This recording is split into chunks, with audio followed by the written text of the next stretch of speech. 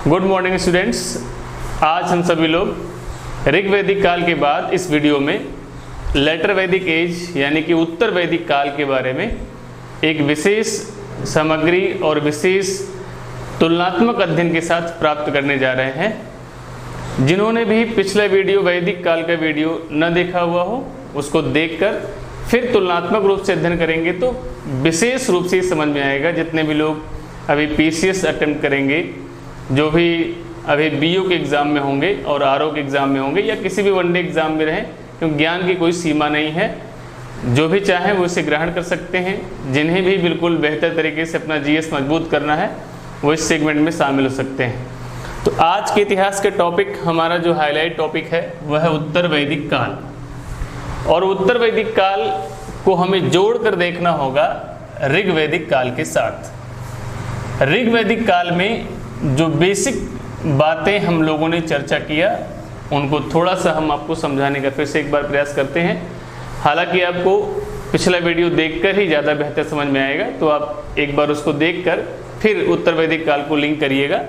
संक्षिप्त परिचय हम यहाँ पे देते हैं कि ऋग वैदिक काल पूर्णतः ऋग्वेद धार्मिक पुस्तक पर आधारित संस्कृति का एक काल था और यह समाज एक प्रकार से पूर्णतः फेयर समाज था, शुरुआती समाज था और ग्रामीण समाज था, जिसमें किसी प्रकार का रिजिडनेस यानी कि रूढ़िवादिता के लक्षण, ट्रेडिशंस के कट्टर यानी कि ऐसे लक्षण जो बिल्कुल समाप्त नहीं किया सकते, इस प्रकार के लक्षण कम दिखाई पड़ते हैं, बल्कि ना के बराबर दिखाई पड़ते हैं। वहीं उत्तर वैदिक काल को हम देखें, लेटर वैदिक एज, पहले समय को देखते हैं तो समय इसका होता है 1000 BC टू 600 BC। और जिन्हें इतिहास की समझ में जरा सी भी समस्या होती है वो यहाँ से उसको बेहतर तरीके से समझने का प्रयास करेंगे, क्योंकि उत्तर वैदिक काल के साथ ही अगला जो आपका 6th सेंचुरी BC लगा हुआ है, ये पूरे इतिहास का टर्निंग पॉइंट है। यह भारतीय इतिहास के बदलाव का सबसे बड़ा ऐसा समय है जहाँ से पूरे इतिहास की समग्र समझ बनती है। इसलिए जो इसके बाद का वीडियो आएगा वो इससे भी ज़्यादा महत्वपूर्ण होगा। हालांकि समस्त जितना भी अध्ययन के लिए, कंपटीशन को पास करने के लिए पूरा सिलेबस ही आवश्यक है। तो समय इसका 1000 BC से 600 BC है, अर्थात 1000 ईसा पूर्व से लेकर 600 ईसा पूर्व तक माना जाता है और लगभग सर्वमान्य तथ्य यही है। तो उत्तर वैदिक काल को किस प्रकार समझें? तो उत्तर वैदिक काल को समझने के लिए सबसे विशेष बात है कि ऋग वैदिक काल से तुलनात्मक अध्ययन कुछ बिंदुओं पर कर लें, जिससे हमारा पहले कंसेप्ट क्रिएट हो जाए। तो कंसेप्ट क्रिएट करने के लिए क्या करना चाहिए? हमें सबसे पहले देखना चाहिए कि ऋग वैदिक काल में क्या था और उत्तर वैदिक काल में क्या था, और एक एक बेस की तुलना कर लेते हैं। चलिए सर्वप्रथम हम लोग चर्चा करते हैं इनके रहन सहन का मॉड्यूल यानी कि सोसाइटी का सिस्टम क्या था।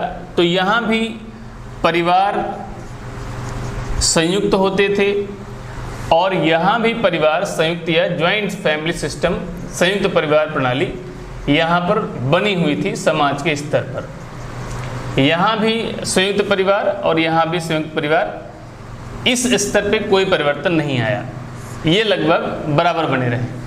पहले ही जान लें कि उत्तर वैदिक काल अनेक स्तरों पर, चाहे वो सामाजिक हो, चाहे वह राजनीतिक हो, चाहे वह धार्मिक हो, चाहे वह सांस्कृतिक हो, चाहे वह आर्थिक हो, अनेक स्तरों पर एक संक्रमणशील यानी कि ट्रांजैक्शन, बदलाव का समय है। अनेक प्रकार के बदलाव आपको देखने को मिलेंगे। हालांकि इतने बड़े बदलाव नहीं देखने को मिलेंगे कि यह ग्रामीण सभ्यता एक शहरी सभ्यता में तत्काल बदल जाए, थोड़ा समय लेगी और 600 ईसा पूर्व के आसपास यह ग्रामीण सभ्यता से एक शहरी सभ्यता यानी कि राज्यों का उदय, जिसे हम लोग महाजनपदों के उदय के रूप में जानते हैं, वहां हम लोग पहुंच जाएंगे। तो देखते हैं स्टूडेंट्स की किस प्रकार से और कौन कौन से। तो एक आपको सिस्टम मिला जो लगभग पैरेलल चल रहा था। आगे देखते हैं तो हमने देखा था पिछले वीडियो में कि यह कर्म पर आधारित समाज था, कर्म पर आधारित समाज था, यानी कि society and religion based on work. समाज और धर्म दोनों ही कर्म पर आधारित थे, जबकि while in letter Vedic as, जबकि हम उत्तर वैदिक काल में जब इसका अध्ययन करेंगे तो हम देखेंगे कि समाज और धार्मिक प्रवृत्तियां जो रिलीजियस मोटिव्स हैं, रिलीजियस टारगेट्स हैं या रिलीजियस एप्टीट्यूड हैं, ये पूर्णतः चेंज होते हुए दिखाई पड़ते हैं, जो अब वंश या जन्म की परंपरा पर आधारित हो गए। वंश या जन्म की परंपरा पर आधारित हो गए, अर्थात जो व्यक्ति जिस कुल या जिस वंश में जन्म लेता था, जिस जाति में जन्म लेता था, उसको धारण करने लगा। और किस प्रकार से? कट्टरता के साथ। कट्टरता के साथ अर्थात वह चाहे कर्म करे या ना करे, उससे छोड़ने के लिए वो तैयार नहीं था। आगे देखते हैं तो यहाँ से बहुत कुछ हमें बदलाव के बारे में जानकारी मिल जाती है कि ऋग वैदिक काल के बाद एक सबसे बड़ा, और यह बदलाव आज आप देखिए क्यों अध्ययन किया जाता है। इतिहास से हम यही चीज़ सीखते हैं कि पिछले समय में हमने अपने पीछे के समय में, पिछले काल में क्या ऐसा किया जिसके परिणाम हमें आज भी प्राप्त हो रहे। क्या बुरे हो गए, ऐसे कुछ गलत कार्य हो गए जिनसे हमें सीख लेनी है, उन्हें नहीं करना है, और कौन से बेहतर कार्य हुए जिन्हें हम आज भी प्रासंगिक या रिलेवेंस मानते हैं, जिनको आज भी हम उपयोग में ले सकते हैं। तो यह एक गलती जो हुई, जो एक कट्टरता, चाहे वो धार्मिक कट्टरता कहें, चाहे वो सोशल बाइगट्स की बात करें, यहाँ से जो एक नींव पड़ी वो आज तक भारतीय समाज से छटते हुए दिखाई नहीं पड़ रही है। बहुत ही थोड़ी मात्रा में, जिस मात्रा में हमें सरकारी अधिनियमों या नियमों कानूनों से अनेक प्रकार से बांधने का प्रयास किया जाता है, उसी स्तर पर हम लोग धीरे धीरे सब बनते जा रहे हैं। हालांकि बहुत हद तक क्वालिटेटिव एजुकेशन के अभाव में, या कहे लैक ऑफ क्वालिटेटिव एजुकेशन में, हम लोग इस तरह की सभ्यताओं को नहीं धारण कर पा रहे। आगे देखते हैं और कौन से परिवर्तन हुए। तो ये तो हो गया धर्म और समाज के आधार पे। समाज में देखें तो समाज जिस प्रकार से यहाँ पर पितृसत्तात्मक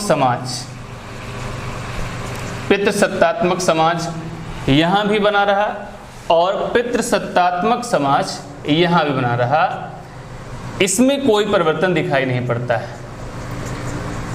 बाइलिंगुअल वालों को थोड़ा समस्या होती है कि पितृसत्तात्मक या मातृसत्तात्मक क्या है। तो पितृसत्तात्मक का अर्थ है कि पिता की सत्ता वाला, पिता की सत्ता वाला, जिसमें पिता सबसे प्रमुख भूमिका में होगा, जिसे पैट्रियार्कल भी कहते हैं। पैट्रियार्कल और मातृसत्तात्मक को मैट्रियार्कल कहते हैं। इस तरह से भी दिमाग में रखेंगे तो इंग्लिश मीडियम वाले जो होंगे बाइलिंगुअल में जान लेंगे कि पितृसत्तात्मक कहेंगे पैट्रियार्कल सोसाइटी बनी रही। ज्वाइंट फैमिली सिस्टम दोनों में बना रहा, किसी प्रकार से ज्वाइंट फैमिली में यानी कि संयुक्त परिवार की प्रणाली में कोई विशेष अंतर नहीं आया, ये लगातार चलती रही। तो ज्वाइंट फैमिली यहाँ भी है और ज्वाइंट फैमिली स्ट्रक्चर यहाँ पर भी है। थोड़ा सा हम, क्योंकि ये ऋग्वेद पर आधारित है, अब यहाँ पर एक बड़ा चेंज हमें देखने को मिलेगा और उस बड़े परिवर्तन को हम लोग देखने का प्रयास करते हैं। क्या बड़ा परिवर्तन देखने को मिलता है, आइए आगे बढ़ते हैं। देखेंगे कि ऋग्वैदिक काल में हमारे पास एक ही रिलीजियस टेक्स्ट बुक थी और वह थी ऋग्वेद, यानी कि पूरी सभ्यता और पूरा सिस्टम यानी कि तंत्र, जितना भी, चाहे वो सामाजिक व्यवस्था हो, राजनीतिक व्यवस्था हो, सभी में ऋग्वेद का प्रभाव दिखाई पड़ता है। लेकिन उत्तर वैदिक काल में 3 अन्य वेद रचे गए, 3 अन्य वेद आए, यानी कि ऋग्वेद तो था ऋग्वैदिक काल से, उत्तर वैदिक काल में आपके यजुर्वेद,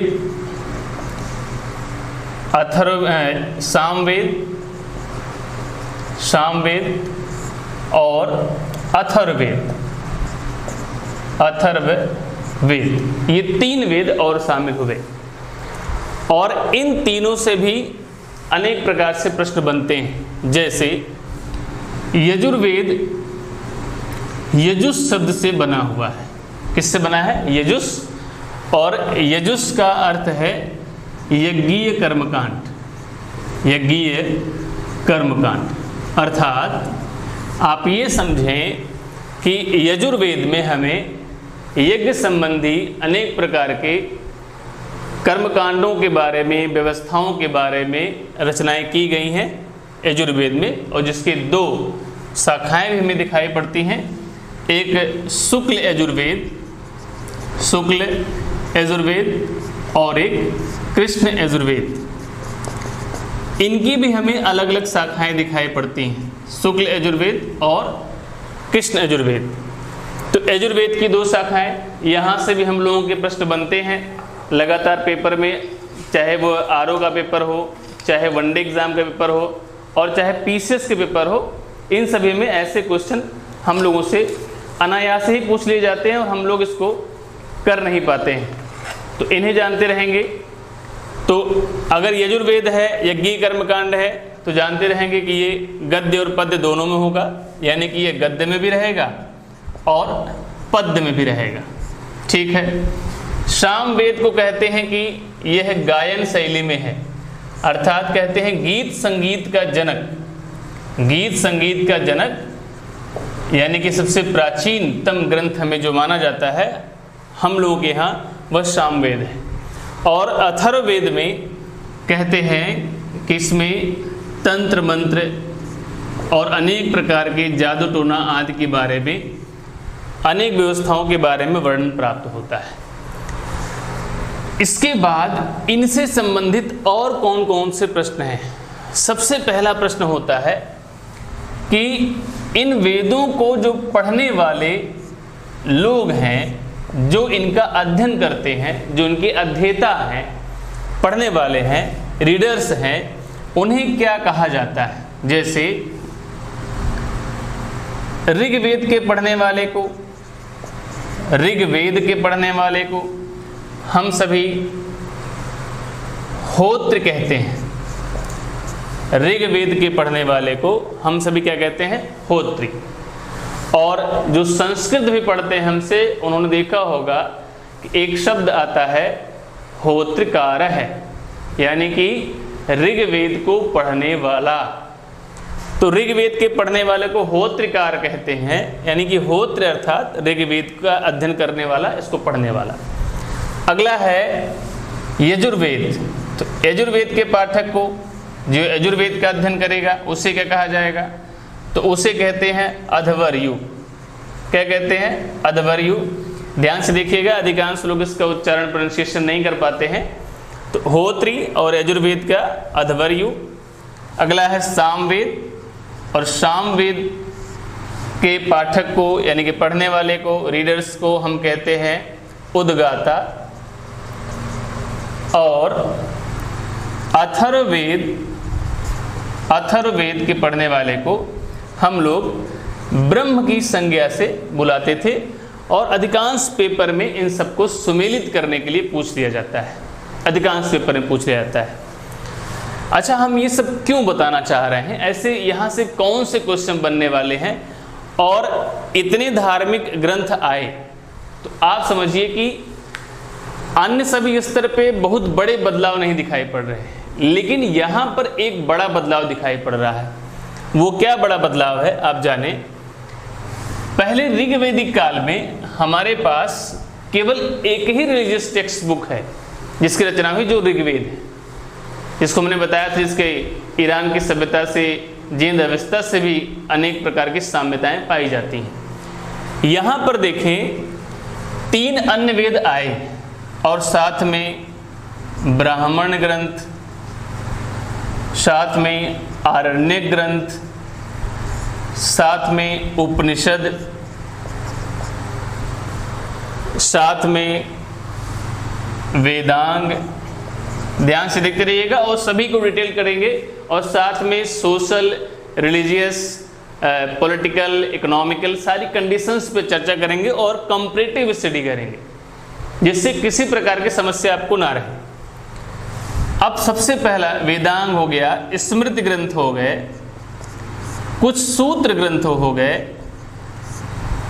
कुछ वेदांग के बाद दर्शनों का भी उद्भव हुआ, दर्शनों का भी नाम पाया जाता है। वर्ण व्यवस्था लगातार चलती रही, बल्कि थोड़ा सा कट्टरता का रूप लेते हुए दिखाई पड़ती है। साथ ही आश्रम व्यवस्था भी यहीं पर दिखाई पड़ती है, संस्कारों की व्यवस्था भी यहीं पर दिखाई पड़ती है, और जो 8 प्रकार के विवाहों का प्रचलन है, तो ये सभी जो हमारे हिंदू मैथोलॉजी की अनेक शुरुआत की बातें हैं, अनेक संस्कारों की बातें हैं, अनेक व्यवस्थाओं की बातें हैं, उन सभी की शुरुआत उत्तर वैदिक काल में देखी जाती है। अब जनरली क्वेश्चन ऐसे बना देता है या कथन में दे देता है कि ऋग वैदिक काल में भारत में उपनिषदों का इस 108 उपनिषद पाए जाते थे। यह उसने दे दिया कि ऋग वैदिक काल में 6 मुख्य दर्शन थे। तो कथन इस तरह से देता है तो अधिकांश विद्यार्थी जो विशेष रूप से तुलना नहीं कर पाते, वो ऋग वैदिक काल और उत्तर वैदिक काल की शब्दावली पर न जाकर ऋग वैदिक काल में ही उद्भव मान लेते हैं, और यहीं से हमारा उत्तर यानी कि गोला लगाने का जो सिस्टम है वो गड़बड़ हो जाता है और हम प्रीलिम्स की परीक्षा से ही बाहर हो जाते हैं। तो इसके लिए हमें ध्यान देना होगा कि ऋग वैदिक काल में एक ही प्रमाणिक और विशेष पुस्तक थी ऋग्वेद, जबकि उत्तर वैदिक काल में अनेक प्रकार के धार्मिक साहित्यों का उद्भव हुआ, अनेक प्रकार के धार्मिक साहित्यों का उद्भव हुआ, लेखन हुआ, उनकी रचना की गई। अब इतने धार्मिक साहित्य लिखे गए, तो आप बताइए, एक पुस्तक पढ़ने वाला समाज, एक ही पुस्तक को आधार मानने वाला समाज, वह ज़्यादा तर्कशील और ज़्यादा साफ सुथरा दिखाई पड़ेगा, या जो अनेक प्रकार की मान्यताओं की पुस्तकों, अनेक प्रकार के देवी देवताओं की पुस्तकों, अनेक प्रकार के इस तरह के प्रमाणिक ग्रंथों को पढ़ेगा, तो वो अनेक प्रकार के डिस्प्यूट और अनेक प्रकार के लॉजिक तर्क में भी पढ़ेगा। इसलिए उत्तर वैदिक काल में अनेक प्रकार के कर्मकांडीय ग्रंथों, अनेक प्रकार के अलग अलग ग्रंथों की रचना होने के कारण धार्मिक रूप से एक शिथिलता और एक समझ लीजिए कि कट्टरता की स्थिति बनी, और कर्मकांडी विचारों को एक प्रकार से बाध्यकारी रूप से समाज पर आरोपित करने की एक परंपरा ने जन्म लिया, जो एक लंबे समय तक भारतीय समाज में बनी रही। और ये हमको दिखाई पड़ेगा कि ये एक बेहतर तरीके से कंटिन्यूअस क्रम में लगभग जान लें कि 19वीं 20वीं शताब्दी में भारतीय में जो आंदोलन हुए, जो कल्चरल मूवमेंट हुए या जो सोशल मूवमेंट हुए, उनमें इन पर थोड़ा प्रहार किया गया और इन्हें सुधारने का प्रयास किया गया। हालांकि ऐसा नहीं कि केवल 19वीं और 20वीं शताब्दी 19 और 20 सेंचुरी में उस पर ऐसा कार्य किया गया, इसके पहले भी, अर्थात अगर देखें तो मध्यकाल में भी कुछ इस प्रकार के सुधार करने के अनेक उपदेशक आते हैं। कुछ विशेष उपदेशकों में अगर समझें कि हम कबीर को ले लें, हम गुरु नानक को ले लें, हम रहीम को ले लें, हम रसखान, किसी को, अनेक प्रकार के लोगों को लें, अनेक धर्म के लोगों को लें, तो उन लोगों ने सहज प्रवृत्ति को ही माना है, बहुत ज़्यादा कर्मकांडी, बहुत ज़्यादा पोगापंथी, बहुत ज़्यादा पाखंडी विचारों को मान्यता नहीं दी, और कहा जितना सहज होंगे। तो ये एक बड़ा परिवर्तन उत्तर वैदिक काल में हमें दिखाई पड़ता है। अनेक धार्मिक पुस्तकें, अनेक प्रकार के विचार, अनेक प्रकार के साहित्यों का उदय, जिससे हमारे भारतीय समाज में एक रूढ़िवादिता, एक धार्मिक अंधविश्वास की शुरुआत हुई, जो आज तक हमारे समाज को जकड़े हुए है। इनसे निजात पाने के लिए हमें इन्हें गलत सिद्ध करना, मुझे लगता है कि तर्कसंगत नहीं, बल्कि उनसे विशिष्ट जानकारियों को प्राप्त कर लेना, और जो आज प्रासंगिक नहीं है उन्हें न शामिल करना ही विशेष हो जाएगा। जो आज प्रासंगिक नहीं है उन्हें हम छोड़ दें, लेकिन जो आज प्रासंगिक हैं और कोई हमसे ही सीख के कोई दूसरे देश वाला हम ही को सिखाने ना आ जाए, इसलिए कम से कम इतना तो अध्ययन रखें कि अपने ग्रंथों के बारे में जानकारी रखें। आज का तो पीढ़ी इस तरह से बनता जा रहा है कि राष्ट्रगान और राष्ट्रगीत में भी अंतर करना बड़ा मुश्किल हो जा रहा है। मुझे लगता है कि अगर 100 स्टूडेंट से राष्ट्रगान और राष्ट्रगीत के बारे में पूछ लिया जाए, उनसे ये क्वेश्चन कर लिया जाए कि अब राष्ट्रगान और राष्ट्रगीत के बारे में बताइए या उन्हें गाकर सुना दीजिए, तो कुछ लोग राष्ट्रगीत को राष्ट्रगान कर देंगे, कुछ लोग राष्ट्रगान को राष्ट्रगीत कर देंगे। तो हम लोग अपने मूल से, अपनी जड़ों से कटते जा रहे, जिसका असर हमें कभी न कभी जरूर दिखाई पड़ता है। तो अपनी संस्कृतियों को संजोएं और नए इनोवेटिव थॉट को अपनाएं, तो हम लगातार समावेशी विकास कर पाएंगे। तो मुझे लगता है कि आपको कुछ बातें यहाँ समझ में आ गई होंगी कि उत्तर वैदिक काल में इतने बड़े परिवर्तन क्यों हुए। चलिए अब कुछ अन्य क्वेश्चन देखते हैं कि कैसे कैसे प्रश्न बनते हैं, उन पर चर्चा करते हैं। देखिए सबसे पहला प्रश्न हमारा जो यहाँ से बनना शुरू होता है वह प्रश्न है ब्राह्मण। सबसे पहले आपको ब्राह्मण ग्रंथ आए और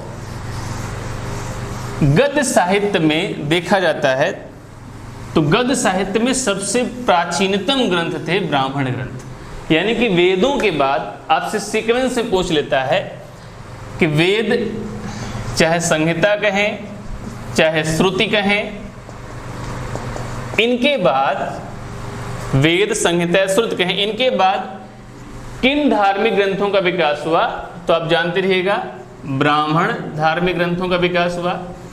दूसरी बात जाने, यह एकमात्र ऐसे ग्रंथ हैं जिनमें केवल ब्राह्मणों की भूमिका देखी जाती है, एकमात्र। बाकी अन्य जितने भी ग्रंथ हैं उनमें भारत के पूर्ण रूप से वर्गीय भागीदारी, यानी कि हर वर्ग का व्यक्ति उनमें शामिल था।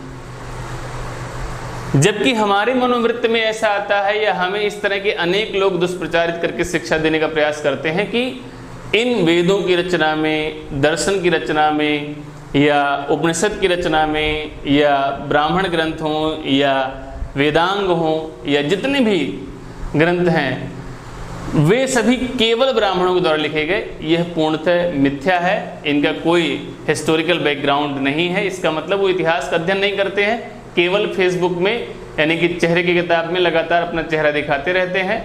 और आज हम चेहरा दिखाने लायक बच्चे नहीं हैं, है ना। आज हम लोग मास्क लगा के चल रहे हैं। तो एक जब झूठ की लंबी परंपरा चल पड़ती है तो इस तरह से मुंह छुपाना पड़ता है। तो मुंह न छुपाना पड़े इसलिए सही ज्ञान को लेकर चलें। तो ब्राह्मण किस प्रकार के साहित्य थे? गद्य साहित्य। पहला तो यहीं से पूछा जा सकता है किस प्रकार के साहित्य थे? गद्य साहित्य। दूसरा प्रश्न यहाँ से बन सकता है कि भारतीय धर्म ग्रंथों में प्रथम गद्य साहित्य के ग्रंथ कौन से थे? भारतीय धर्म ग्रंथों में यानी कि इंडियन रिलीजियस टेक्स्ट बुक्स में सबसे यानी कि ओल्डेस्ट फॉर्म के जो प्रोज के जो फॉर्म हैं उसमें कौन से पाए जाते हैं? तो वह ब्राह्मण ग्रंथ है। यानी कि वेदों के बाद जिनका विकास हुआ वे ब्राह्मण ग्रंथ है। ठीक है, ब्राह्मणों में कुछ 7-8 विशेष रूप से पाए जाते हैं और बाकी अन्य भी देखे जाते हैं। और ब्राह्मणों के अंतिम भाग यानी ब्राह्मण ग्रंथों के, ब्राह्मण मतलब ब्राह्मण जाति को नहीं लेना है, ब्राह्मण से तात्पर्य है ब्राह्मण ग्रंथों के अंतिम भाग में भागों को ही आरण्यक ग्रंथ कहा जाता है। देखिए आपसे पूछ सकता है कि आरण्यक कि इनमें से किसका भाग है? एक एक शब्द से बनने वाले प्रश्नों को साथ साथ चर्चा करते हुए चलते हैं। और अब हम टॉपिक वाइज जितने हम वीडियोस आप लोगों को प्रोवाइड कर रहे हैं तो एक एक टॉपिक वाइज हम क्वेश्चन आंसर के फॉर्म्स वो वनडे से लेकर और पीसीएस लेवल तक के सभी को कवर करेंगे। हालांकि और भी उच्च परीक्षा जो आईएएस की बचती है वो भी लोग इससे लाभ प्राप्त कर सकते हैं। ऐसा नहीं कि उन्हें लाभ नहीं मिलेगा, क्योंकि ज्ञान की कोई सीमा नहीं है, आप चाहें तो प्राप्त कर लें। हालांकि हम लोग ज़्यादातर जो टारगेट करके चल रहे हैं वो पीसीएस 2020 को टारगेट करते हुए चल रहे हैं और बाकी जितने भी होंगे तो वो अपने आप इसमें कवर हो जाएंगे। तो आरण्यक के बारे में जाने, आरण्यक ग्रंथ ये ब्राह्मणों के ही अंतिम भाग है। आपसे पूछा जा सकता है कि दिए गए धार्मिक ग्रंथों में से आरण्यक ग्रंथ किनके भाग हैं? किसके भाग हैं? ब्राह्मणों के भाग हैं, ब्राह्मण ग्रंथों के भाग हैं, इन्हीं के अंतिम भाग हैं। और इनकी संख्या फिक्स मिलती है जो लगभग 7 के आसपास मानी जाती है जो प्राप्त किए गए। तो संख्या से क्वेश्चन इसलिए नहीं पूछा जाता है कि अगर कोई नई पांडुलिपि प्राप्त कर ली गई तो उनकी संख्या घट बढ़ सकती है, इसलिए संख्या के बारे में क्वेश्चन नहीं पूछा गया आज तक, तो इस तरह जनरली जानते रहें। आरण्यक ग्रंथ कौन से ग्रंथ हैं? तो आरण्यक ग्रंथ ऐसे हैं जिनकी रचना अरण्य, और अरण्य का अर्थ आप सभी जानते होंगे कि हमारे रामचरितमानस या जो मूल ग्रंथ है रामायण में अरण्य कांड ही आता है।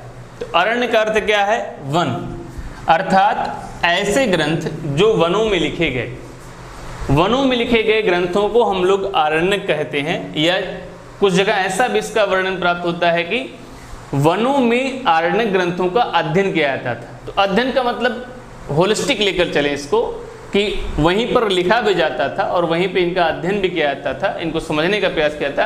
अर्थात इसमें कुछ ऐसे रहस्यात्मक ज्ञान हैं जिनको हम एकांतवास में विशिष्ट रूप से पढ़कर ही जान सकते हैं। और कौन से थे? साथ में उपनिषद। अब देखिए, उपनिषद से बार बार प्रश्न आते हैं, इनकी संख्या से भी क्वेश्चन आते हैं और अनेक प्रकार के इनके स्रोत से क्वेश्चन आते हैं। तो इनको थोड़ा सा डिटेल में देखेंगे। उपनिषद की संख्या कितनी मानी जाती है? तो प्रमाणिक उपनिषदों की संख्या 108 मानी जाती है, इसमें कोई तर्क नहीं है। लगभग सभी पुस्तकों में एक ही बात मानी गई। इनका अर्थ क्या होता है? तो उपनिषद शब्द का अर्थ होता है गुरु के सम्मुख या समीप बैठना। और जब हम गुरु के सम्मुख या समीप बैठेंगे तो निश्चित रूप से ज्ञान की वृद्धि होगी, अज्ञानता दूर होगी। क्योंकि हम गुरु के अगर दीपक के समान मान लें तो निश्चित रूप से ज्ञान बढ़ने वाला है। अब कुछ व्यंग्यात्मक लहजे के स्टूडेंट भी हो सकते हैं जो कह सकते हैं दीपक तले अंधेरा। हाँ, कई बार हो भी जाता है, लेकिन प्रकाश होता है, बस थोड़ा सा पृथ्वी में शैडो बनता है वहाँ पर। फिलहाल इस तरह के एक्सेप्शनल अपवादों पर नहीं जाएंगे। ज़्यादातर यही है कि गुरु के सम्मुख आप बैठेंगे तो आपको ज्ञान प्राप्त होगा, और लगभग सभी का यही अनुभव रहा होगा। तो उपनिषद ऐसे ग्रंथ हैं, और उपनिषद में दिए क्या गए हैं, इन्हीं ग्रंथों और वेदों आदि को संकलित किया गया है, इनकी विशेष परंपराओं को दिया गया है। गूढ़ ज्ञान, रहस्यात्मक ज्ञान, जो आत्मा और परमात्मा संबंधी, गूढ़ ज्ञान, आत्मा परमात्मा संबंधी जो विशिष्ट ज्ञान की परंपरा रही है, उनका वर्णन हमें प्राप्त होता है उपनिषदों में। कुछ उपनिषद विशेष रूप से प्रसिद्ध रहे हैं, जिनको हम आप लोगों को संक्षेप में बता देते हैं। जैसे देखा जाए तो आप लोगों को दिखाई पड़ेगा बृहदारण्यक उपनिषद, बृहदारण्यक उपनिषद, या छांदोग्य उपनिषद, छांदोग्य उपनिषद, या तैत्तरीय उपनिषद, या श्वेतास्वर उपनिषद, श्वेतास्वर उपनिषद। तो देखिए, संख्या अनेक है, लेकिन उनकी चर्चा करते हैं जहां से हमारे क्वेश्चन बनते हैं। मुंडकोपनिषद, मुंडकोपनिषद, मांडूक्य उपनिषद, मांडूक्य उपनिषद, केनोपनिषद, केनोपनिषद।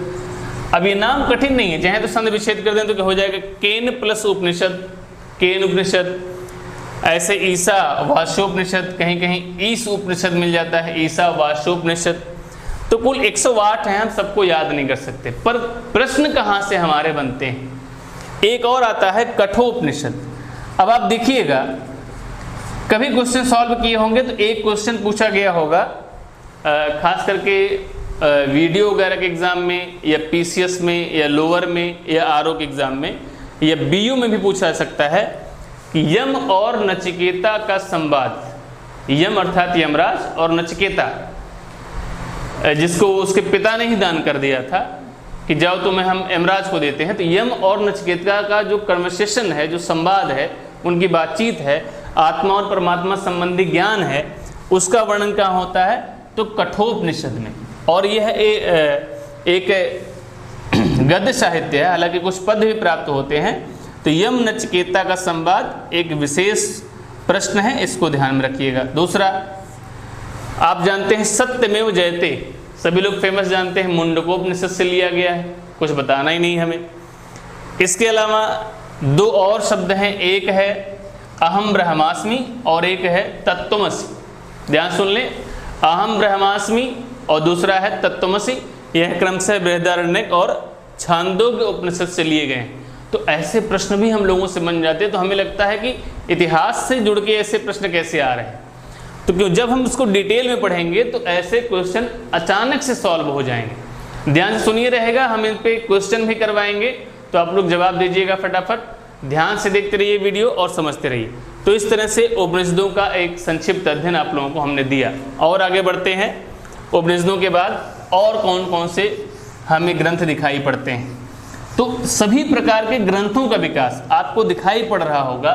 जिन्हें आज तक टेंशन था वो उन सभी लोगों को ये टेंशन दूर हो जाएगा कि जितने भी रिलीजियस टेक्स्ट बुक हैं जिन्हें हम बहुत ही प्राचीन मानते हैं, उनमें से ऋग्वेद को छोड़ दिया जाए तो लगभग सभी व्यवस्थाओं और सभी पुस्तकों का उद्भव उत्तर वैदिक काल में। तो इतना बड़ा ट्रांजैक्शन जोन है। और अभी हम हर लेवल पे चर्चा करते हैं। पहले इसको पुस्तकों के लेवल पे देख लेते हैं। पुराणों की चर्चा आती है। पुराण कितने हैं? तो 18 पुराणों की चर्चा प्राप्त होती। कितने? 18 पुराण। और आप लोग जानते हैं तो पुराण में कि 18 पुराण हैं। तो 18 पुराण तो आज आप पढ़ नहीं सकते हैं, एक भी नहीं पढ़ सकते हैं। नाम कुछ का जान सकते हैं, जैसे आप कहेंगे विष्णु पुराण है। यहाँ से क्वेश्चन बनता है। क्वेश्चन कहाँ से बनता है? कम से कम पहला तो क्वेश्चन बन ही जाएगा कि सबसे प्राचीनतम पुराण कौन सा है, तो वो है आपका मत्स्य पुराण। सबसे प्राचीन पुराण कौन सा है? मत्स्य पुराण। और इनसे रिलेट करके क्वेश्चन कैसे बनते हैं जाने, ये पूछ लेता है कि किस पुराण में किसकी वंशावली का सर्वप्रथम वर्णन प्राप्त किया गया है। जैसे पूछ लेता है कि अशोक का नाम चंड अशोक किस पुराण में किया गया। तो इस तरह के क्वेश्चन को बाद में सॉल्व करने के लिए हमें कुछ पुराणों के नाम अभी से जानने चाहिए। हालांकि पुराणों की क्या शिक्षा है, हम आपको 2 लाइन में समझाने का प्रयास करते हैं। देखिए, साफ साफ वेद व्यास जी ने, व्यास का अर्थ ईश्वर ही माने तो ज़्यादा समीचीन रहेगा, ज़्यादा बेहतर रहेगा। और उन्होंने जो एक श्लोक के माध्यम से समझाने का प्रयास किया है, जिसे हम तो अपने जीवन में विशेष रूप से फॉलो करने का प्रयास करते हैं। उम्मीद करेंगे कि शायद आप लोग भी फॉलो करने का प्रयास करें। लिखेंगे नहीं, हम ओरली आपको समझाने का प्रयास करेंगे। तो व्यास जी ने साफ साफ कहा कि अष्टादश पुराणेषु व्यासस्य वचनम द्वय। ध्यान से सुनेंगे, अष्टादश पुराणेषु व्यासस्य वचनम द्वय, परोपकाराय पुण्याय पापाय परपीडनम। तो कहा कि सुन के बड़ा अच्छा लगा, लेकिन समझ में कम लोगों को आया होगा, तो इसके हम व्याख्या कर देते हैं कि 18 पुराण में, जितने भी 18 आपके पुराण जो प्राप्त होते हैं, 18 पुराणों में व्यास के केवल 2 ही वचन हैं। मतलब कि 2 वचन का मतलब कि 18 पुराण में केवल 2 वचनों पर चर्चा नहीं, ऐसा नहीं। उनका एक जिस्ट यानी कि सार, उनकी आत्मा, सोल अगर समझने का प्रयास करें तो मतलब सारी चर्चा का जो अंतिम चरम है, जो क्लाइमेक्स है, वो इन 2 चीज़ों में समाहित है। वो 2 बातें क्या हैं? तो दूसरे को यानी कि परोपकार करना, दूसरे को सहायता प्रदान करना, और बिना इस ऐसी अनिच्छा के साथ कि ये पता ना मुझे दे कि नहीं। आजकल लोग क्या करते हैं कि 1 रुपया किसी को दिया तो उम्मीद लगाए बैठे हैं कि ये हमें 2 रुपया देगा। तो बिजनेस की बात हो गई, 1 रुपया लगा के 2 रुपया कमाना। परोपकार का अर्थ है कि सहज प्रवृत्ति से अगर कोई ऐसा व्यक्ति है, गरीब है, या ऐसा कोई भी प्राणी है जिसको आवश्यकता है हमारे सहायता की, उसकी सहायता उस मात्रा में जितना आपके अंदर क्षमता हो करें। तो परोपकार के समान कोई पुण्य नहीं है, और दूसरे को दुख देने के समान कोई पाप नहीं है। इन्हीं 2 वचनों में पूरा का पूरा 18 पुराण की सभी व्याख्याएं लगभग समाहित हो जाती हैं। तो फिर हम इतने से भी काम चला सकते हैं अगर कुछ नहीं पता है, इसलिए हमने चर्चा कर लिया। तो मत्स्य पुराण सबसे प्राचीन है, विष्णु पुराण है, शिव पुराण है, सभी लोग जानते होंगे, और कुल 18 पुराण है। सबको हमें बताने की आवश्यकता नहीं, सबसे क्वेश्चन नहीं है, बस 18 पुराण आप जानते रहें, पहला पुराण जानते रहें। बाकी नारद पुराण, ब्रह्म वैवर्त पुराण और अनेक स्कंद पुराण, सभी पुराण हैं, सब पे चर्चा करना विशेष रूप से जरूरी नहीं है, क्योंकि बाकी अनेक प्रकार से क्वेश्चन नहीं आएंगे। आप एक बार ही पढ़े रहेंगे तो दिमाग में रहेगा कौन कौन से पुराण है, और ऑप्शन बनेगा तो कर लेंगे। पुराणों के बाद चर्चा करते हैं अन्य ग्रंथों की। जैसे ब्राह्मण में सबसे महत्वपूर्ण कौन है तो जानते रहें, शतपथ ब्राह्मण। शतपथ ब्राह्मण सर्वाधिक महत्वपूर्ण ब्राह्मण ग्रंथ है। हालांकि और भी पाए जाते हैं, शतपथ है, कौशिकी है, गोपथ है, इस तरह से तैतरीय है, ये सभी ब्राह्मण ग्रंथ महत्वपूर्ण है। लेकिन सर्वाधिक महत्व का अगर ब्राह्मण ग्रंथ पूछा जाए तो शतपथ ब्राह्मण सर्वाधिक महत्व का ब्राह्मण ग्रंथ दिखाई पड़ता है। इसके अतिरिक्त कौन से क्वेश्चन बनेंगे, तो हमने क्या क्या पढ़ लिया, एक बार फिर से देख लें। हमने ब्राह्मण ग्रंथों के बारे में कुछ जानकारी प्राप्त कर ली है, हमने आरण्यक ग्रंथों के बारे में कुछ जानकारी प्राप्त कर ली है, और ब्राह्मण और आरण्यक के नाम लगभग एक जैसे हैं, हालांकि अभी उनके फैक्ट्स हम आपको प्रोवाइड कर देंगे। तो ब्राह्मण ग्रंथ, आरण्यक ग्रंथ, साथ में उपनिषद की भी हमने हल्की फुल्की चर्चा कर ली है, जिससे आपके प्रश्न बन जाएंगे। पुराण की भी चर्चा कर ली है, इनसे भी क्वेश्चन बन जाएंगे। कुछ और चीज़ों को देखते हैं, जैसे एक आता है वेदांग और एक आता है हमारे पास दर्शन, और दर्शन के अतिरिक्त एक अन्य चीज़ हमें प्राप्त होती है, और वह आप लोगों को वेदांग है, दर्शन है, स्मृति ग्रंथ है और सूत्र ग्रंथ है। पहले हम जरा सा वेदांग की चर्चा कर लेते हैं। वेदांग क्या है, तो साफ साफ दिखाई पड़ रहा है वेदों के अंग, वेदों के अंग। अब भाई देखिए, वेदों के अंग हैं, तो वेदों के अंग क्यों कहा गया? वेद तो कोई मनुष्य है या कोई जीव है? ऐसा तो है नहीं। आपने कहा कि हमने तो नहीं सुना कि वेद है, कोई मनुष्य है। एक मान्यता है, हमारी मैथोलॉजी, हमारे धर्मशास्त्र इतने मजबूत हैं कि वो मान्यता से ही चलते हैं। उसमें अनेक प्रकार की मान्यताएं हैं। जैसे वेद को अपौरुषीय माना, अर्थात पुरुष ने उसकी रचना नहीं की। अब यहाँ पर वेद को ही एक पुरुष के रूप में जब हम मानेंगे, यानी कि जब हम वेद को एक आदमी की शक्ल में माने, तो आदमी के रूप में मानेंगे, एक मनुष्य के रूप में मानेंगे, तो मनुष्य के क्या है? मनुष्य के हाथ है, मनुष्य के पैर है, मनुष्य की आंखें हैं, मनुष्य के पास मुख है, मस्तिष्क है, अनेक प्रकार के अंग, बाहरी आंतरिक अंग हैं। तो अगर हम मनुष्य का ज्ञान करना चाहते हैं तो उसके अंगों को जानेंगे, उसी से उसके लक्षण बताएंगे। तो उसी प्रकार के वेदों के अंग हैं। अगर वेद का हमें विशिष्ट अध्ययन करना है, तो वेद का अगर विशिष्ट अध्ययन करना है तो हमें वेदों के अंगों का ज्ञान होना चाहिए। यदि हमें वेद के अंग का ज्ञान है तो वेद को पढ़ना और सुलभ और आसान हो जाता है। कैसे? तो कौन कौन से हैं? तो खड वेदांग कहे जाते हैं, यानी कि 6 वेदांग हैं। कौन कौन से? शिक्षा, कल्प, निरुक्त, व्याकरण, छंद और ज्योतिष। व्याकरण, छंद और ज्योतिष, शिक्षा, कल्प, निरुक्त, व्याकरण, छंद और ज्योतिष। अब ध्यान से देखिए, अनेक पुस्तकों में इन सबको अनेक प्रकार से बताया गया है, और बड़े भ्रम की स्थिति भी लोगों के पास बन जाती है कि हम किन्हें कौन सा अंग माने। कुछ पुस्तकों ने तो मार्केट में भ्रम की स्थिति पैदा कर दी है। चलिए हम इनको अर्थ से ही समझने का प्रयास करते हैं। अच्छा बताइए, सबसे पहले हम ज्योतिष से लेते हैं। देखिए, रटने का तरीका अलग होता है, कंसेप्ट से बांधने का तरीका। हमने ज्योतिष को क्यों लिया?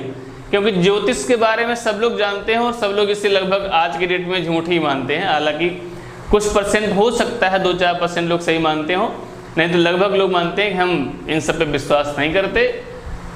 ये अपनी अपनी समझ है, चाहे विश्वास करें ना करें, आपके लिए कोई बाध्यकारी नहीं है। जहाँ जिसको जैसी आवश्यकता पड़ती है उस तरह से मानता है, नहीं मानता है। ज्योतिष से लेकिन होता क्या है, इतना तो जान सकते हैं हम लोग। तो ज्योतिष हमें भविष्यगत बातों को दिखाने का प्रयास करता है, भविष्य में क्या होने वाला है उन्हें दिखाने का प्रयास करता है। इसलिए ज्योतिष को हम आंख रूपी यानी कि आंख के रूप में, इसे हम आई के रूप में मान सकते हैं। उसी प्रकार से छंद, छंद क्या करता है? तो छंद से आप जानते हैं कि काव्य की रचना में बड़े सहायक होते हैं छंद।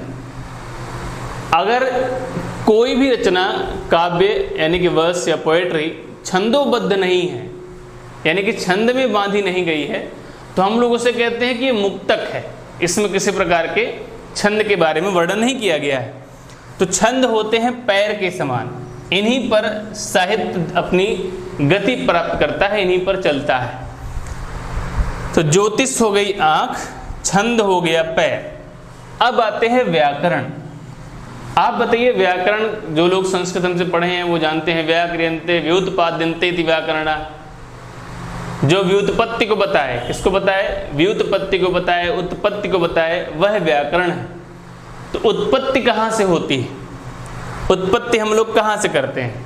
हम वर्णों को कहाँ से बोलते हैं? वर्णों को बोलने का तरीका कहाँ से है? तो वर्णों को हम लोग बोलते हैं मुख से। कहाँ से बोलते हैं? मुख से। तो हम लोग मुख को व्याकरण के रूप में लेंगे तो ज़्यादा समीचीन होगा और ज़्यादा बेहतर होगा। निरुक्त क्या है?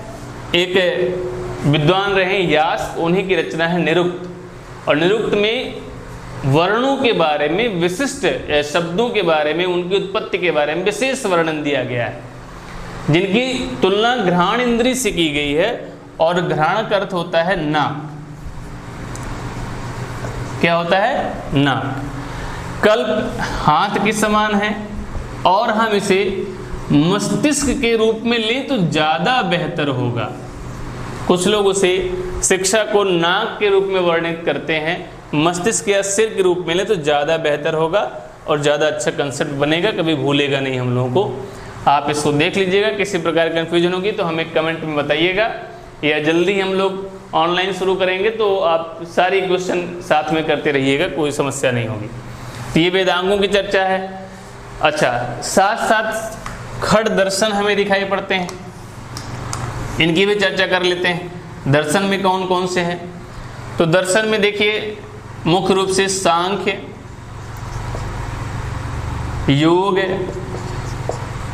न्याय, वैशेषिक, न्याय, वैशेषिक, मीमांसा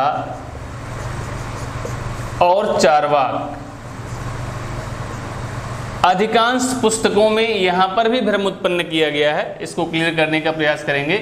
हमने कुछ पुस्तकों को देखा तो उन लोगों ने चार्वाक को न शामिल करते हुए मीमांसा के 2 भागों को ही खड़ वेदांग मान लिया है, जो पूर्णतः असत्य है। तो इन सब चीज़ों को थोड़ा अवॉइड करें। जीएस में सबसे खास बात यही है कि क्या पढ़ें वो तो ठीक है, लेकिन क्या छोड़ें, क्या रॉन्ग है, क्या इस ऐसे गलत मैटर को छाप दिया जाता है, उनसे सजग रहें, उन्हें देखते रहें।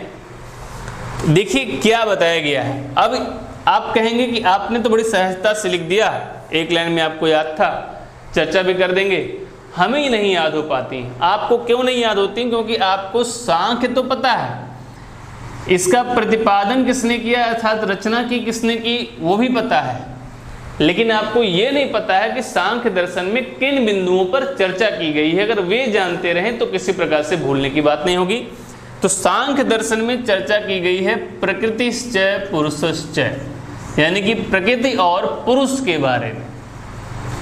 अर्थात कपिल मुनि के द्वारा जो सांख्य दर्शन लिखा गया, और यहाँ से भी एक फेमस क्वेश्चन बनता है कि सबसे प्राचीनतम दर्शन कौन सा है? सबसे प्राचीनतम दर्शन है सांख्य दर्शन। आगे जब हम जैन और बौद्ध धर्म को पढ़ेंगे तो वहाँ भी आपके अनेक प्रकार से आंखें खोलने का प्रयास करेंगे। तो सबसे प्राचीनतम दर्शन सांख्य दर्शन है, और यहाँ प्रकृति और पुरुष की चर्चा, ये क्वेश्चन आया हुआ है, इसको ध्यान से रखेंगे। कपिल मुनि, और जानते रहेंगे मुनियों में यानी कि जो विद्वान थे प्राचीनतम, उनमें एक ही विद्वान कपिल मुनि का नाम गीता में लिया गया है, ये भी जानते रहिएगा। योग बताना नहीं है, महाभाष्य प्रमुख पुस्तक है, और भाष्यकार हैं आपके पतंजलि। पतंजलि। न्याय और वैशेषिक। न्याय शास्त्र क्या है? जैसे कि कुछ लोग, ये हमने देखा है समाज में, या हमने देखा है कि अपने स्टूडेंट लाइफ में देखा है, हॉस्टल में देखा है, या डेलीगेसी में जहाँ भी रहते रहे, जहाँ भी ग्रुप स्टडी करते रहे, तो वहाँ चर्चा में हम देखते हैं कि अनायास, या कुछ लोग आजकल सोशल मीडिया पे जिन्हें बेसिक कोई जानकारी नहीं है, वो इधर उधर के चैनलों को, इधर उधर से तमाम डॉक्यूमेंट्स को इकट्ठा करके नास्तिकता की अनेक बातें और अनेक परंपराओं को फैलाते हैं। ठीक है, ये उनका मूल अधिकार है। जितना नास्तिक होने का अधिकार है उतना ही आस्तिक होने का अधिकार है। दोनों आस्तिक नास्तिक पैरेलल मात्रा में आपको अपनाने का अधिकार है, इसमें किसी प्रकार का तर्क नहीं। लेकिन यह कह देना कि हमारे भारतीय धर्मशास्त्रों में, हिंदू मैथोलॉजी में या किसी प्रकार की मैथोलॉजी में तर्क को मना किया गया है, यहाँ तर्क नहीं करना है। यहाँ देख लीजिए, ये जो न्याय की बातें हैं, जो वैशेषिक की बातें हैं और जो मीमांसा की बातें हैं, मैं तीनों को एक साथ आपको जोड़ने का प्रयास करता हूँ। चाहे वह न्याय हो, चाहे वो वैशेषिक हो, चाहे मीमांसा हो।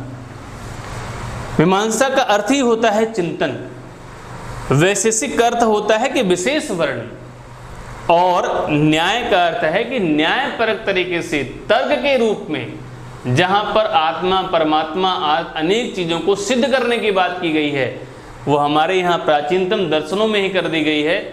आज हमें इस तरह के लोगों के व्यवधानों में फंसने की जरूरत नहीं है। हमारे धर्म में, हिंदू मैथोलॉजी में पूर्ण रूप से तर्क को महत्व दिया गया है। तो जो लोग इस प्रकार के इल्जाम लगाएं, आप उन्हें जवाब दे सकते हैं कि नहीं, हिंदू धर्मशास्त्रों में तर्क को महत्वपूर्ण। और आप देखेंगे, जो लोग संस्कृत पढ़ते होंगे, सुना जरूर होगा, उन लोगों ने तर्क संग्रह, तर्क कारिका, अनेक प्रकार की पुस्तकें चलती हैं। इससे तर्क के माध्यम से आत्मा परमात्मा को सिद्ध करने की बात की जाती है। तो हिंदू मैथोलॉजी में तर्क को पूर्ण महत्व दिया गया है। इसलिए कोई भी अगर वामपंथी विचारक इस तरह का विचार आपके सामने पेश करे, हालांकि ये राजनीतिक बात हो जाएगी, इसकी चर्चा करना उचित नहीं है, लेकिन आप उससे कह सकते हैं तर्क दिया गया है। ठीक, तो न्याय को जाने तो आता है न्याय में गौतम, जिन्हें अक्षपाद के नाम से भी जाना जाता है। दोनों ही एक ही लोगों के नाम है, चाहे गौतम कहें चाहे अक्षपाद कहें। और वैशेषिक के लिए नाम आता है कणाद, जिन्हें उलूक की संज्ञा भी दी जाती है। उलूक, देखिए ध्यान से पढ़िएगा, उल्लू नाम नहीं है, उलूक नाम है कणाद। और देखिए कणाद का नाम ही कण से बना है, कण आदि। तो अणु का सिद्धांत यानी कि एटम्स थ्योरी, एटम्स के बारे में भारत में सबसे पहले जो वर्णन प्राचीन काल में प्राप्त होता है वह कणाद मुनि के द्वारा प्राप्त होता है, उलूक के द्वारा प्राप्त होता है। मीमांसा एक चिंतन ग्रंथ है, जिसमें चिंतन किया गया है कि किन किन प्रणालियों को अपनाया जाए, किन्हें ना अपनाया जाए। मीमांसा के दो भाग पाए जाते हैं, क्योंकि जो पहले ऋषि या जो पहले विद्वान थे, जो इसका वर्णन कर रहे थे, जो लिख रहे थे, जो रचनाकार थे, उनकी बीच में ही मृत्यु हो जाती है। तो उनके पुत्र के द्वारा आधे भाग को, यानी बाद वाले भाग को लिखा जाता है। तो एक भाग हो जाता है पूर्व मीमांसा और एक हो जाता है उत्तर मीमांसा। तो पूर्व मीमांसा का लेखन किया है जैमिनी, आचार्य जैमिनी ने, और उत्तर मीमांसा का लेखन किया है बादरायण ने। तो ये जानते रहेंगे। अब आते हैं चारवाक। आपसे क्वेश्चन पूछा जाएगा कि एकमात्र नास्तिक दर्शन भारत में कौन? तो चारवाक दर्शन। चारवाक क्या कहते हैं, इनको भी जान लें। यावत जीवित घृतन पिबेत। अब बहुत संस्कृत नहीं बोलेंगे, नहीं तो घबरा जाएंगे आप लोग। इनके कहने का सेंस क्या है? ये नास्तिक हैं कि जब तक जियो घी पियो, चाहे ऋण लेकर पियो, क्योंकि यह हमारा जीवन क्षण भंगुर या भस्मीभूत है, जो नष्ट होने वाला है। इसलिए यहाँ पर पुनर्आगमन होगा कि नहीं होगा, यानी फिर से जन्म प्राप्त होगा कि नहीं होगा, इसकी कोई निश्चितता नहीं है। अर्थात जब तक जिए सुकून से आनंद पूर्वक जिए। तो कुछ मात्रा में अपना भी सकते हैं हम, आस्तिक होते हुए भी कुछ मात्रा में अपना सकते हैं, कोई दिक्कत नहीं है। यही भारतीय धर्मशास्त्रों की खूबी है कि हम लोग आस्तिक होते हुए भी अनेक ऐसे विचारों को लेकर चलते हैं जिससे हमारा समावेशी डेवलपमेंट यानी इंक्लूसिव डेवलपमेंट होता रहता है, जिससे अनेक प्रकार के यूरोपियन चिंतक, अनेक प्रकार के अलग अलग देशों के कॉन्टिनेंट्स के जो चिंतक हैं, स्कॉलर्स हैं, वो परेशान रहते हैं कि भारत की मानसिकता, इंडियन फिलॉसफी की मान्यता, भारतीय दर्शनों की मान्यता किस प्रकार की है कि ये सबको अंगीकृत कर लेते हैं, सबको शामिल कर लेते हैं। तो चारवाक के जो राइटर थे वो उनके नाम से ही चारवाक बना था।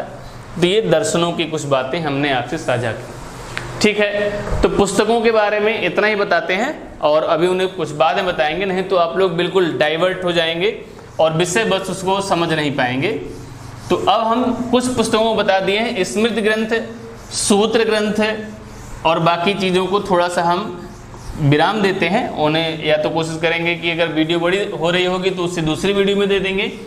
बस हम यहाँ पर अब 4 बिंदुओं पर चर्चा कर लेते हैं कि सामाजिक, धार्मिक, आर्थिक और राजनीतिक, सामाजिक, धार्मिक, आर्थिक और राजनीतिक दशाएं किस प्रकार की थीं, यानी कि सोशल, रिलीजियस, इकोनॉमिकल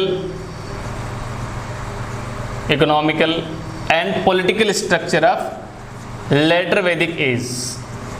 इस पे फटाफट चर्चा कर लेते हैं और बनने वाले प्रश्नों को हम लोग देख लेते हैं। सबसे पहले सोशल स्टेटस को देखते हैं, थोड़ा डिटेल में चलते हैं। तो हमने बताया था कि संयुक्त परिवार की प्रथा बनी हुई थी, जॉइंट फैमिली स्ट्रक्चर था, पितृसत्तात्मक परिवार था, ये हमने शुरुआत में बता दिया था। अब देखिए कौन कौन से परिवर्तन होते हैं, परिवर्तनों को देखने का हम लोग सिस्टम देखते हैं। परिवर्तन कौन होते हैं? तो महिलाओं की दशाओं में एक बड़े परिवर्तन की बात देखी जाती है वीमेंस के सिस्टम में, क्योंकि जितनी ज़्यादा फेयर व्यवस्था, जितनी साफ सुथरी व्यवस्था ऋग्वैदिक काल में महिलाओं के संबंध में थी, उत्तर वैदिक काल में कुछ हीन होते हुए दिखाई पड़ती है, कुछ कमज़ोर होते हुए दिखाई पड़ती है। उपनयन संस्कार बंद करवा दिए गए, अनेक प्रकार के धार्मिक और आर्थिक गतिविधियों में या राजनीतिक गतिविधियों में, राजनीतिक पदों पर महिलाओं से कुछ अधिकारों में कटौती की जाने लगी। कब की जाने लगी? लेटर वैदिक एज में। और धीरे धीरे करते हुए जैसे हमारे ऊपर विदेशी आक्रमण होते गए, फॉरेन इन्वेशन होते गए, वैसे वैसे हम लोगों ने महिला को एक वस्तु ही बनाकर घर में रख दिया, बस उनकी पूजा पाठ करते रहे। तो एक महिलाओं का धीरे धीरे उनके स्टेटस में कमी होना कहाँ शुरू होती है? अगर आपसे क्वेश्चन पूछ ले कि भारतीय इतिहास में किस कालखंड से महिलाओं की स्थिति में धीरे धीरे कमी होना शुरू होती है, तो वो उत्तर वैदिक काल, या हम लोग कह सकते हैं 6वीं शताब्दी ईस्वी, या हम कह सकते हैं 6th सेंचुरी BC, या हम कह सकते हैं 600 ईसा पूर्व की कंडीशन, यानी उत्तर वैदिक काल के बाद की दशाओं में देखने को मिलता है। और देखें बाल विवाह को देखें तो कोई बाध्यकारी नहीं है।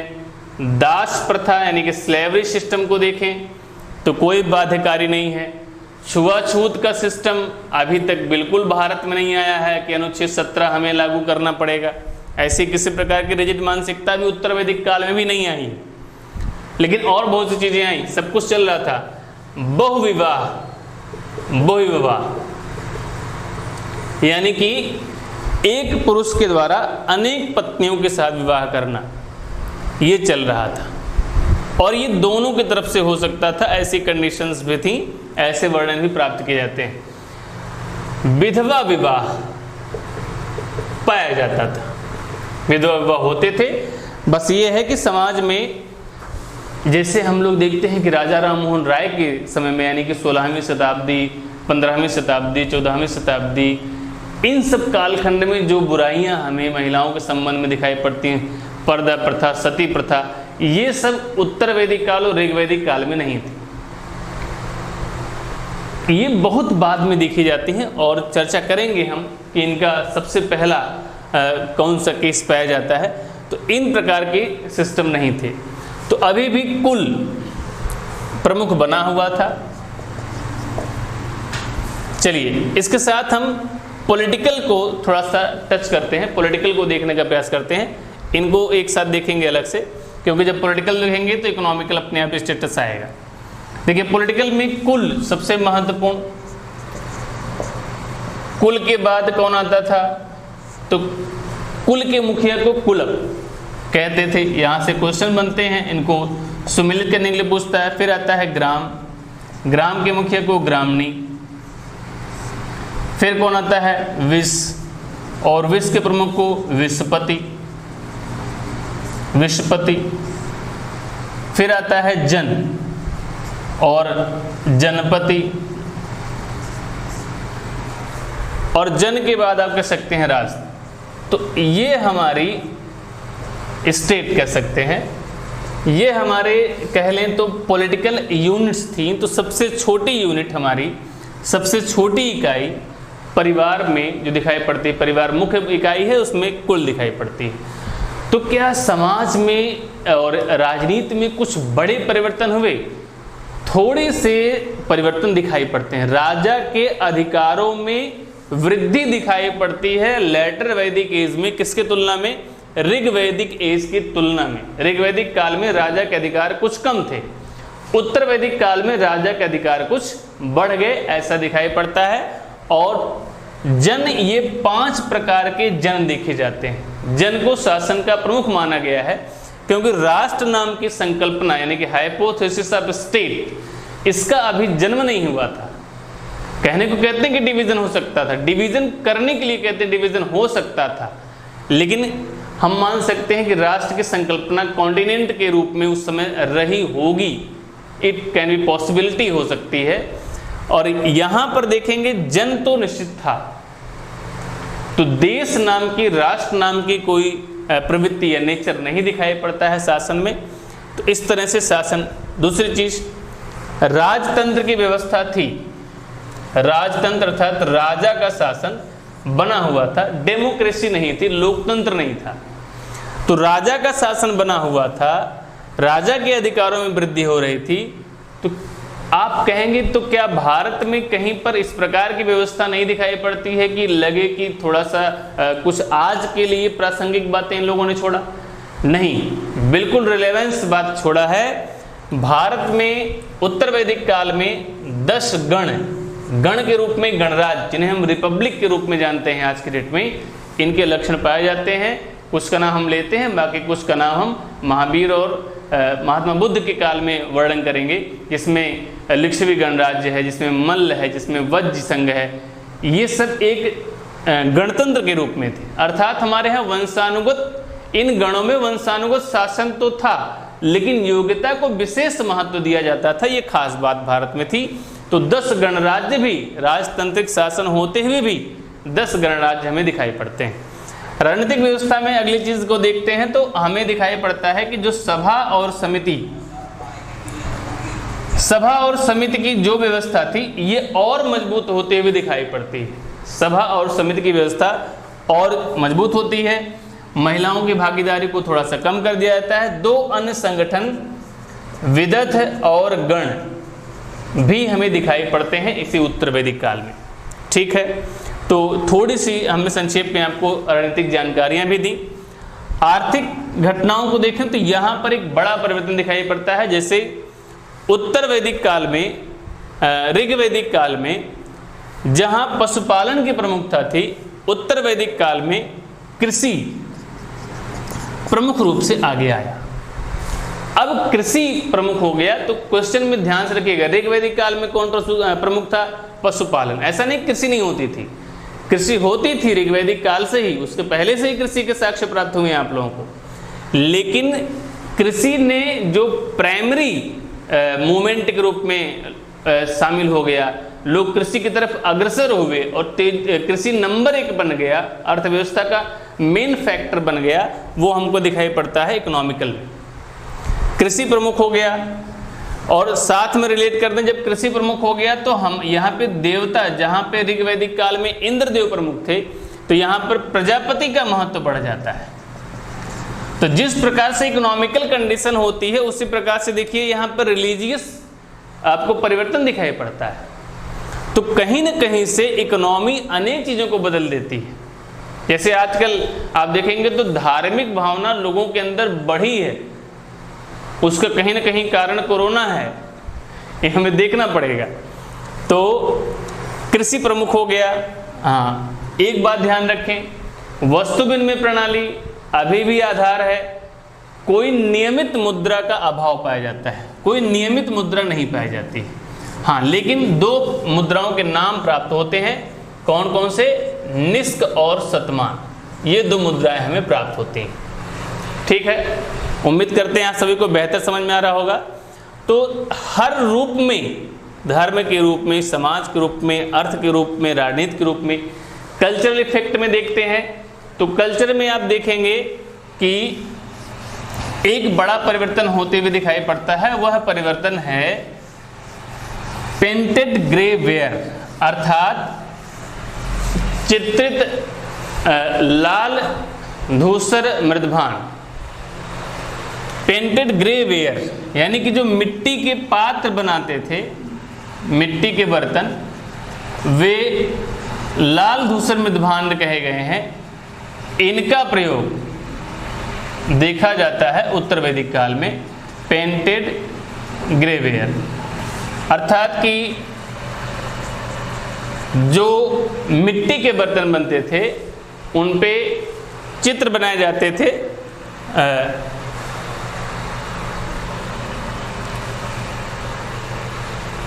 यहाँ देखिए, पेंटेड ग्रे वेयर, धूसर मृदभान, चित्रित धूसर मृदभांड होगा, लाल की बात नहीं है, चित्रित धूसर मृदभांड यानी कि पेंटेड ग्रे वेयर आपको दिखाई पड़ेंगे। और बाद में इनका कलरफुल होना और आगे बढ़ गया, कभी लाल दिखाई पड़ेंगे, कभी काले दिखाई पड़ेंगे।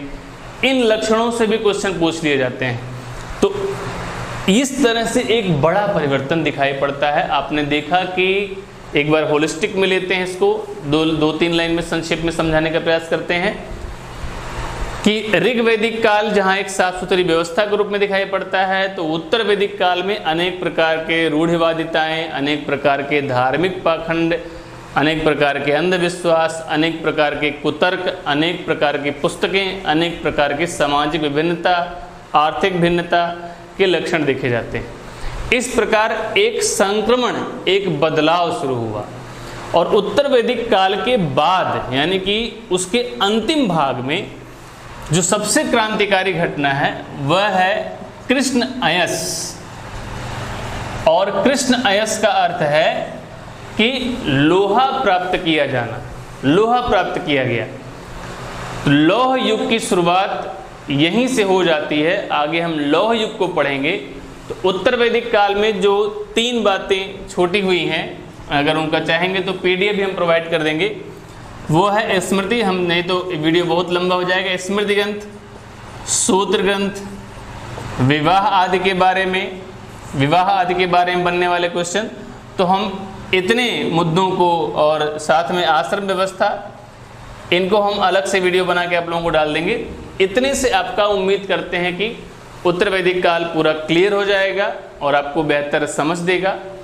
उम्मीद करते हैं आप सभी स्वस्थ होंगे और लगातार अपडेट पाने के लिए, लगातार बेहतर वीडियो पाने के लिए, अनेक प्रकार की परीक्षाओं को पास करने के लिए बने रहिए विवेक मिश्रा के साथ, जो आपको हिस्ट्री इकोनॉमी में आपको लगातार वीडियोस प्रोवाइड करेंगे। साथ में संस्कृत शिक्षण का भी चल रहा है, उसे भी प्रोवाइड करेंगे।